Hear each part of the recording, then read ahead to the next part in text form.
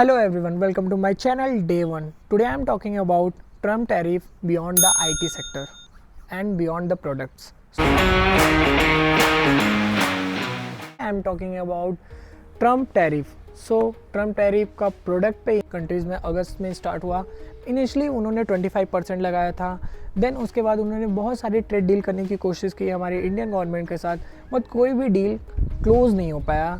Then उन्होंने एक और टैरिफ इम्पैक्ट किया है इंडियन पे जो 25%, जिसका जो है एक्शन और ऑनबोर्डिंग 27 अगस्त से हो गया, जो कि मेजॉरिटी ऑफ टैरिफ जो इनिशियली ट्रम्प ने लगाया था वो प्रोडक्ट्स पे लगाया था.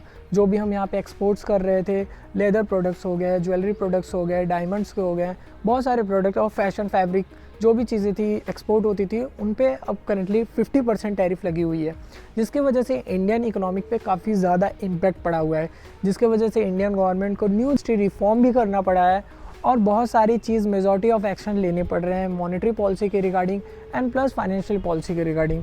गवर्नमेंट भी इसमें और सेंट्रल बैंक भी दोनों अलाइन करके बहुत सारे एक्शंस बना रही है, बहुत सारी पॉलिसीज़ क्रिएट कर रही है ताकि कंट्रीज़ पे इस पर कुछ ज़्यादा इम्पैक्ट दिखे ना. बट बात अब यहाँ पे नहीं रही. अब गवर्नमेंट प्रोडक्ट की चीज़ों को हैंडल करने में लगी हुई है, लेकिन यूएस गवर्नमेंट का आईटी सेक्टर पे भी ध्यान दे रहे हैं, जो कि आईटी सेक्टर सबसे ज़्यादा आउटसोर्स की जाती है यूएस में. Majority of IT sector outsource किया जाता है यूएस में. ओवर 60% का मार्केट हमारा यूएस है. तो हमारी जितनी भी आईटी सेक्टर की सर्विसेज हैं, हम जो भी प्रोड्यूस करते हैं वो यूएस में ही हम एक्सपोर्ट करते हैं. In financial year 2024 we have export over $205 billion IT services all over the world. But इसमें से 60% जो सर्विसेज थे हमने यूएस में एक्सपोर्ट किया है. तो यूएस हमारा बिगेस्ट कंज्यूमर है आईटी सेक्टर में. रीज़न ये है कि आईटी सेक्टर पे क्यों इम्पैक्ट पड़ रहा है और ट्रम्प गवर्नमेंट का क्यों इस पे ज़्यादा फोकस है, क्योंकि ट्रम्प का ये कहना है कि make America great again. Then Trump का फोकस ये है कि अमेरिका फर्स्ट. उन्होंने हायर एक्ट को profile senator Moreno. Senator Moreno ने इसे प्रपोज किया है. इसके इम्पैक्ट्स क्या क्या पड़ेंगे. Initially in this higher act will be come in action और making a policy. Then after एक 25% का एक्साइज ड्यूटी टैक्स लगेगा, जिसमें जो भी अमेरिकन कंपनीज आउटसोर्सिंग करेगी other foreigner companies, other foreigner countries से सर्विसेज, उनको 25% का एक्साइज एक्स्ट्रा टैक्स जो है यूएस गवर्नमेंट को देना पड़ेगा. इसका रीज़न ये है कि ट्रम्प ये चाहते हैं कि बहुत सारी एम्प्लॉयमेंट जो जनरेशन हो वो सिर्फ अमेरिकन पीपल्स को मिले, वो कहीं किसी फॉरेनर पीपल्स के पास ना जाए. अमेरिका बहुत सारे कंपनीज़ को वार्न कर चुके हैं कि अगर वो बाहर से हायरिंग करेंगे तो वो और भी टैक्सेस लगाएंगे.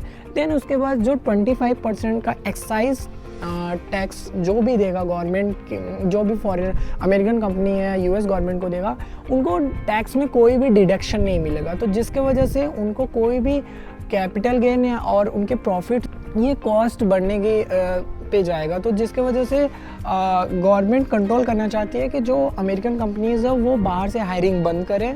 और दूसरा ये है कि बहुत सारी सर्विसेज जो अदर सर्विसेज होती है उसमें गवर्नमेंट के टैक्सेस चार्ज होंगे, जिसमें बहुत सारे टैक्स स्प्लिट हो जाएगा. तो हमें ट्रम्प का पूरा फोकस है अब इंडियन आईटी सेक्टर का बैकबोन पूरा मतलब जो भी मार्केट शेयर है उसको ख़राब करने के लिए. Behind the reason why Trump government passing hiring act, इसके बेनिफिट्स क्या क्या हैं. ट्रम्प गवर्नमेंट का ये बेनिफिट्स है, वो वर्क फोर्स डेवलपमेंट फंड जो है एग्जीक्यूट करना चाहते हैं. State work force local labour development करना चाहते हैं. यूएस के पीपल्स के एम्प्लॉयमेंट इन्हेंस करना चाहते हैं. इसके वजह से बहुत सारे इन्फ्लेशन के चांसेस हैं अमेरिका में. But American point of view से देखा है एम्प्लॉयमेंट जनरेशन में तो काफ़ी ज़्यादा जो है चांसेस हैं वहाँ पे डेवलपमेंट करने के. बट इनिशियली इतनी फास्टर डेवलपमेंट नहीं होगी. ग्लोबल 2000 कंपनीज जो होते हैं उसमें से 92% जो सर्विसेज होते हैं वो आउटसोर्स किए जाते हैं.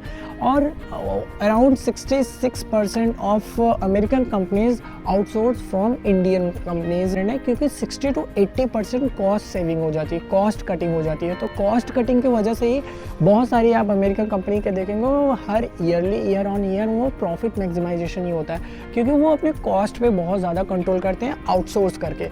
तो ये डायरेक्टली इम्पैक्ट तो उन कंपनीज़ को भी पड़ेगा, बट इंडिया को बहुत ज़्यादा पड़ेगा, क्योंकि सर्विस सेक्टर में हमारा मोर देन $205 बिलियन का जो है हमारा पूरा बिजनेस है। और अगर ये जो एक्ट है, हायर एक्ट, ये प्रपोज हुआ है, अभी ये बिल पास्ड हो गया इन 31 दिसंबर 2025, तो देन डायरेक्टली इनिशियली हमारे $100 बिलियन का इम्पैक्ट पड़ेगा। Over 3 lakh job outsource from India, तो इंडिया से लगभग 3 लाख जॉब जो है आउटसोर्स किए जाते हैं। और हमारा ग्लोबल जो आउटसोर्सिंग बिजनेस है, जो सर्विस सेक्टर में हम ग्लोबली रिप्रेजेंट करते हैं, हमारी $205 बिलियन का मार्केट है। बट फ्रॉम 205 बिलियन, $87 बिलियन का मार्केट हम सिर्फ यूएस से अर्निंग करते हैं। तो हमारा यूएस एक बिगेस्ट मार्केट है, और अगर यूएस में ऐसी चीज़ें होती हैं तो हमारे आईटी सेक्टर पे बहुत ज़्यादा इम्पैक्ट पड़ेगा, और हमारे इकोनॉमिक्स और जीडीपी ग्रोथ में भी इम्पैक्ट पड़ेगा। फॉर दैट गवर्नमेंट चाहती है कि फ़ंड फ्लो हो इकोनॉमिक्स में, जीएसटी में कट ऑफ किए जा रहे हैं, और बहुत ज़्यादा क्योंकि सप्लाई यहाँ पे बढ़ेगा, एक्सपोर्टर को बहुत ज़्यादा इम्पैक्ट पड़ रहा है, तो गवर्नमेंट बहुत सारे रिलीफ फंड बना रही है एक्सपोर्टर को, इंडियन एक्सपोर्टर के लिए। तो यहाँ पे गवर्नमेंट चाहती है कंजम्पशन बढ़े, कहीं ना कहीं गवर्नमेंट के साथ डील करना पड़ेगा, यूएस गवर्नमेंट के साथ, और हमें कहीं ना कहीं अपने टैरिफ में कट ऑफ कुछ ना कुछ कैसे भी करके हमें करवाना पड़ेगा। और प्लस हमें और भी डाइवर्सिफिकेशन देखना पड़ेगा अपने जो भी सर्विसेज हैं आउटसोर्स एक्सपोर्ट करने के लिए। हमें यूएस पे डिपेंडेंट नहीं रहना चाहिए, हमें अदर कंट्रीज़ पे भी ध्यान देना चाहिए, हमें उन कंट्रीज़ में भी अपने सारे सर्विसेज एक्सपोर्ट करने चाहिए। तो डायरेक्टली अगर ये एक्ट आता है तो 3 lakh job, over 3 lakh job जो है यहाँ इंडिया पे इम्पैक्ट करेगा, और आईटी सेक्टर में बहुत ज़्यादा ले ऑफ होने के चांसेस हो सकते हैं। ये समझते हैं रीज़न क्या है हायर एक्ट प्रपोज करने का, और ये बिल पास कब होगा, जो कि यूएस गवर्नमेंट में अभी ये बिल पास प्रपोज किया गया है बाई सेनेटर मोरेना के रिगार्डिंग, और ये बिल जो है पास होगा 31 दिसंबर 2025 में। तो इस बिल पास होने पे क्या क्या बेनिफिट्स होगी, क्या क्या यूएस गवर्नमेंट अपने तरफ से बेनिफिट्स देख रही है, और कौन कौन से चीज़ों पे वो लिमिटेशंस लगाएंगे जिसके वजह से हमारी आईटी सेक्टर में प्रॉब्लम होगी।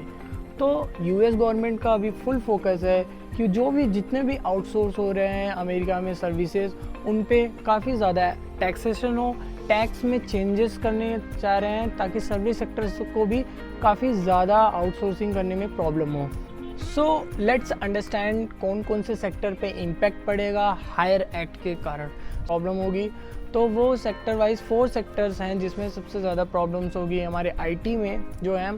उसमें एक है बीपीएम जो डायरेक्ट कस्टमर से डील करते हैं, कॉलिंग सेंटर्स हैं, उसमें ऑलरेडी एआई की वजह से बहुत ज़्यादा इम्पैक्ट तो पड़े हैं, प्लस ये टैरिफ और एक्साइज ड्यूटी की वजह से, और जिस दिन ये हायर एक्ट पास हो गया तो आउटसोर्स होना बहुत ज़्यादा कॉम्प्लिकेटेड हो जाएगा, जिन after IT plus application development management में इम्पैक्ट पड़ेगा।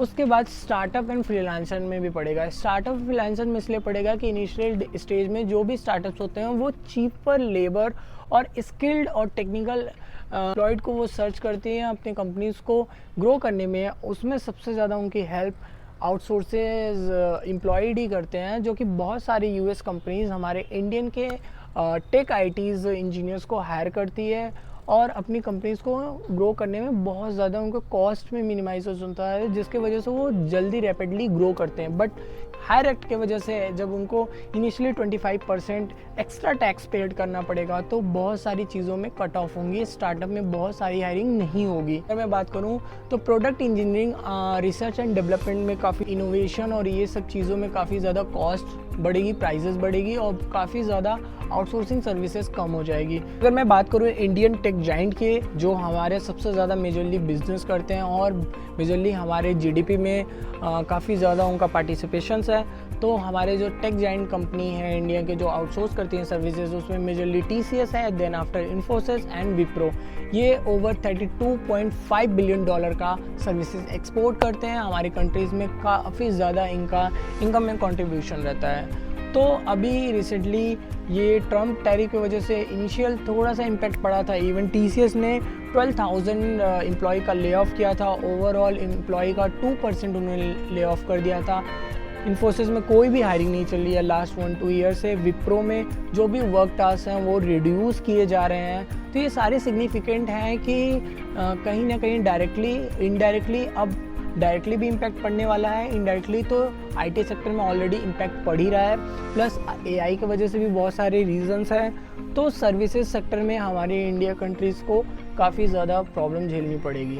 और अभी रिसेंट में ही ट्रम्प ने लास्ट 2 डेज़ पहले टेक डिनर इनवाइट किया था इन वाइट हाउस, जहाँ पे गूगल के सीईओ, एप्पल के सीईओ और भी जितने भी ओपन एआई और भी टेक्निकल जितने भी कंपनीज़ हैं उनके सारे सीईओ और टॉप लेवल के मैनेजमेंट आई थी उस डिनर में। एंड देन उसमें एप्पल ने अनाउंस किया है $600 बिलियन का इन्वेस्टमेंट यूएस में करेगी, जो कि जहाँ तक यूएस के भी जो सीईओ हैं वो नहीं चाहते हैं कि वो यूएस में इन्वेस्ट करें, क्योंकि वहाँ पे उनको सारी चीज़ें एक्सपेंसिव पड़ेगी। बट ट्रम्प का सारी कंपनीज़ को वार्निंग है, हायर वार्निंग है कि वो कहीं पे भी अदर फॉरेनर को हायर ना करें। फर्स्ट प्रायोरिटी वो अमेरिकन पीपल्स को दें, क्योंकि इसके जो इम्पैक्ट्स हैं हायर एक्ट पास होने के, उसके जो बेनिफिट्स ट्रम्प गवर्नमेंट बता रही है कि वो वर्कफोर्स डेवलपमेंट करना चाहता है, टैक्स फंड कलेक्शन ज़्यादा करना चाहता है, then after labour programme development करना चाहता है। वो इनिशियली जॉब जनरेशन करना चाहता है अमेरिकन पीपल्स के लिए, और वो काफ़ी ज़्यादा अब अगेंस्ट है फॉरेनर एम्प्लॉय को हायर करने में। तो वो काफ़ी ज़्यादा इमिग्रेशन पॉलिसीज़ में चेंजेस ला रहे हैं। इवन ट्रम्प गवर्नमेंट अब फॉरेनर स्टूडेंट्स के लिए भी काफ़ी ज़्यादा कॉम्प्लिकेटेड करते हुए जा रहा है, एक्सपेंसिव करते जा रहा है एजुकेशन, जिसकी वजह से अब अमेरिका में स्टडी करना प्लस वहाँ पे ईज़िली H1 वीज़ा या वर्किंग वीज़ा पाना भी बहुत ज़्यादा मुश्किल हो गया। तो ये अगर हायर एक्ट 31 दिसंबर को, जिसे हमें आईटी सेक्टर को क्राउन ऑफ ज्वेल्स कहते हैं, वो उस पर काफ़ी ज़्यादा इम्पैक्ट पड़ेगा हमारी सर्विस सेक्टर पे, और हम वर्ल्ड में सबसे ज़्यादा बड़े एक्सपोर्टर हैं सर्विसेज के। तो अभी देखते हैं गवर्नमेंट कैसे डील करती है। गवर्नमेंट कहीं ना कहीं न्यू जीएसटी रिफॉर्म करके कट ऑफ की है और कंज्यूमर्स फंड फ्लो करना चाह रही है इकोनॉमिक में, ताकि लोग बाइंग कैपेसिटी बढ़े, लोग परचेज करें, डिफरेंट सेक्टर को सपोर्ट मिले। बट अगर कहीं पे भी हमें फॉरेनर या हमारी चीज़ें एक्सपोर्ट्स नहीं होंगी, हमें फॉरेन हमारे कंट्रीज़ में डॉलर नहीं आएगी, तो हमारी रुपी की ऑलरेडी डिप्रिशिएशन होगा। और उसके साथ साथ काफ़ी ज़्यादा इंडियन गवर्नमेंट और जियोपॉलिटिकल्स में काफ़ी ज़्यादा टेंशन चल रहा है, क्योंकि यहाँ पे रशिया, चाइना और इंडिया का अलायंस दिखता हुआ नज़र आ रहा है ट्रम्प को, और ट्रम्प इस बात से काफ़ी ज़्यादा अगेंस्ट में है। तो यहाँ पे अगर जियोपॉलिटिकल्स सिनेरियो में देखें तो इंडियन और अमेरिका का रिलेशनशिप सबसे ख़राब इस समय ही है, क्योंकि कोई भी डील क्लोज नहीं हो पाया, कोई भी टैरिफ में कट ऑफ नहीं हुआ। इवन जो 25% था वो 50% हो गया है। तो कुछ भी नहीं कहा जा सकता है कि शायद ट्रम्प प्रेशर बना रहे हैं। इवन अभी अगर आईटी सेक्टर पे बात आ जाएगी तो कुछ ना कुछ हमें नेगोशिएशन करके कोई ना कोई रास्ता निकाल के हमें डील करना ही पड़ेगा, या नहीं डील करना पड़ेगा तो हमें कोई डाइवर्सिफिकेशन, नए बिज़नेस, नए अपॉर्चुनिटीज़ की तरफ जाना पड़ेगा। हमें अपने क्वालिटी ऑफ सर्विस में इम्प्रूवमेंट करनी पड़ेगी। गवर्नमेंट को एजुकेशन पॉलिसीज़ में भी काफ़ी ज़्यादा चेंज करने की ज़रूरत है, और गवर्नमेंट को ये चाहिए कि हमें अदर जो वर्ल्ड में हैं उनके साथ रिलेशनशिप बहुत ज़्यादा इन्हेंस करना है। हमें अमेरिका पे डिपेंडेंसी अपनी कम करनी पड़ेगी, क्योंकि 60% मार्केट काफ़ी ज़्यादा मार्केट होता है, और अगर हम कहीं से $87 बिलियन ईयरली कमा रहे हैं या ईयरली हमारे कंट्रीज़ में आ रही है, अगर वो $87 बिलियन का इम्पैक्ट पड़ता है तो काफ़ी ज़्यादा फ़र्क पड़ेगा हमारे इंडियन इकोनॉमिक पे। So thank you for watching my video.